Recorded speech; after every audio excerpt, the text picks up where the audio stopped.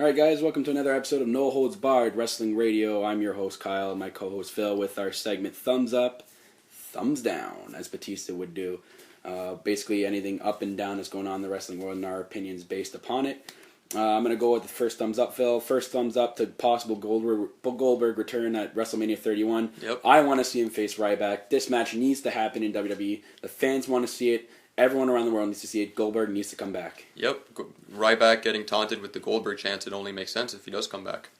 My first thumbs up will go to Bray Wyatt's promo on Raw. Amazing promo, some great psychological warfare towards John Cena. Bray Wyatt bringing the C Nation out with the robes and the Eric Rowan mask and singing. He's got the whole world in his hands. Just some great stuff from Bray Wyatt as usual. Yep, really scary promo. Definitely was on the edge of my seat in that promo. Mm-hmm. My thumbs down now will be going to Dean Ambrose not defending his title and having the longest U.S. title reign in history. How can you have this guy have the longest U.S. title reign in history and only defend his title 2 times in that whole reign? WWE needs to have him defend the title. Yep, it was a great fatal 4-way on SmackDown, actually. Ambrose pulling off the win at the end there. But yeah, I mean, WWE shouldn't forget about their titles, and yeah, he should defend it more. No, it needs to go to another person, and that person needs to defend it on a regular basis on SmackDown or Raw. Mm-hmm. My first thumbs down will go to Big E and Titus on SmackDown. If you guys were watching, Big E was going pretty rough there on Titus. I don't know if these guys have beef with each other, if they've got some heat backstage or something. I'm guessing it's some backstage heat, but they look like they're clubbing some blows pretty hard there. Yeah, I mean, Big E almost kicking Titus O'Neil's head right into the announce table. I mean, it was pretty aggressive. And the number one rule in wrestling is you have to be careful with your opponent, and they were definitely not being careful yesterday, so I'm going to have to give a thumbs down to that. No, tone it down, guys. Tone it down. Another thumbs up now. We're giving it to Wade Barrett and Cesaro's push. I'm loving that WWE is pushing them right now. Wade Barrett getting his IC title match. Cesaro being pushed in the Jack Swagger RVD story they're having. Maybe we'll see Cesaro in a title picture later on in the next coming pay-per-views. I really hope he does, because Cesaro is a great champion. He'd be an awesome champion, whether it be IC, United States title, or WWE World title. If they choose to split the belts, maybe have him as one of the title belt holders. Cesaro and Barrett's push, I'm loving it right now. Kudos to that. Mm-hmm. My second thumbs up will be to, it's a really little thing, but sometimes it's the little things that matter and make you laugh and make you appreciate what you're watching. It's Del Rio on SmackDown when he was locking in the cross-arm breaker on Ryback or Curtis Axel, I don't remember, but when he was spinning into it and locking it, he yelled out, "Destiny!" Yeah, and I thought that was destiny. It's my destiny. That was funny when CM Punk was making fun of that. But yeah, just a great little touch by Del Rio. I mean, I'm a big fan of Del Rio, and yeah, it was just a great little moment on SmackDown. Yep. My next thumbs down is going to the lack of the Extreme Rules pay-per-view card they have set up. I know WWE are going with these theme pay-per-views, but if you're going to have these theme pay-per-views, at least have more than one match that's going to be Extreme Rules. I guess we are now hearing a bit of rumors that the Kane-Daniel Bryan match is going to be Extreme Rules, but have more than one match that's Extreme Rules. Why have a theme pay-per-view if you're not going to have the actual matches? Stop having these bogus little off matches if you're not going to have it Extreme Rules. Like back in the day when it first started out, a lot of matches were Extreme Rules. Mm-hmm. Or like they had some type of stipulation, not necessarily Extreme Rules, but they'd be like a tables match or a ladder match or something. Like that. I'm like, I know they have the steel cage match, but it's a lack of a card. I think WWE could have done better in this card.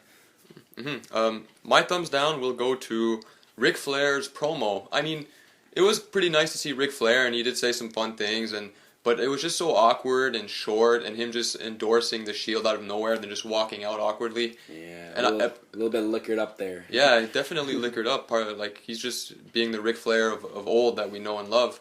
But yeah, just really awkward. I was expecting more from this return, so I'm going to have to give it a thumbs down. Yeah. Probably a thumbs in the middle, but yeah, I was a bit disappointed by that. Yeah, right in the middle. Yeah. Alright, thumbs up to making SmackDown more relevant and more worth watching the last couple weeks. I know I've been dissing SmackDown a lot lately, but the last couple weeks I've enjoyed watching it. A lot of exciting stuff happening in SmackDown. WWE, I hope you keep up with that. I'd love to see SmackDown to be more relevant like it used to be back in the day, back in 2006. Mm-hmm. That kind of era. Good job, WWE. Maybe even make Raw the same time with a SmackDown. Or if you're going to make SmackDown 3 hours, make it more relevant to watch. We'll have to see if they do anything good with that, but kudos to SmackDown being up. I'm going to also add, Phil, a thumbs down on this one. Thumbs down to the WWE Network costing WWE in its first quarter. Apparently I read that in the first quarter sales that WWE, they did lose $8 million. That's sort of not a good thing, Vince. That's a huge chunk of change. If you did release the WWE Network to more than the United States, like just Canada. Yeah, just Canada. I know just throwing it out there. I know the UK would be mad too, but if you just do it to Canada, you know how many subscriptions you get, and you'd make that quarterly sales. You'd probably make more. You'd probably go over even if you just released it to Canada. The network needs to be released in Canada earlier than late 2000 or early 2015. I want it to be at least by July or August. WWE thumbs down for that. You screwed up big. On the note of your last thumbs up on SmackDown being good, I'm going to have to give my third thumbs up to Daniel Bryan's promo on SmackDown. We saw a rare intensity from Daniel Bryan. He wasn't even doing the yes chants or anything. He was angry that Kane was attacking his family, Brie Bella, and he also made reference to a war.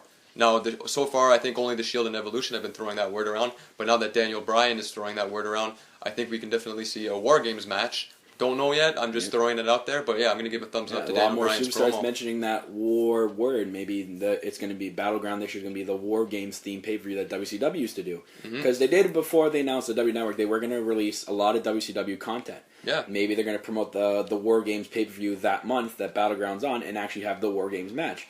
That is a good prediction, Phil. I actually want to see that happen now that you've been talking about this lately. The last thumbs down I have... and probably in total is the WLC match at pay-per-view at Extreme Rules. This is probably going to be the worst match everyone's going to see. I'm not excited to watch this, but because of our show, I have to watch the pre-show. I really hope it's more entertaining than it actually is going to be. WWE, please make it watchable. Please, that's all I'm saying. Just make it watchable. Yeah. Please. I can't believe the amount of build-up this match has been getting with the contract signing. It's been funny, and I mean, we've seen El Torito do some cool high-flying moves, so I think, it'll be entertaining for what it is. Maybe they'll just play to the kids, but I really hope it's worth watching. Yeah, WWE, fun for the whole family. And on that, so my last thumbs down will be to Damian Sandow as Magneto. I know they had Hugh Jackman this week, and they have to do their little segments, but I mean, come on, Damian Sandow, he claims that he's the smartest guy alive, and then he goes out there and he's trying to prove that he has magnetic powers. I mean, I don't know. I guess it's entertaining to some, but I just thought it was ridiculous. Yeah, I think if he keeps continuing it, then that needs to drop. Like, once is enough, Damian Sandow. Go back to your old gimmick that everyone used to love, and just be that character. Be the one correcting everyone on their smart, just being that smart guy. That's a good thumbs down, Phil. That's pretty much what we have for this week, guys. Be sure to tune in to our Extreme Rules review video we will be doing on Sunday. I'm your host, Kyle, as always. Co-host, Phil. See ya.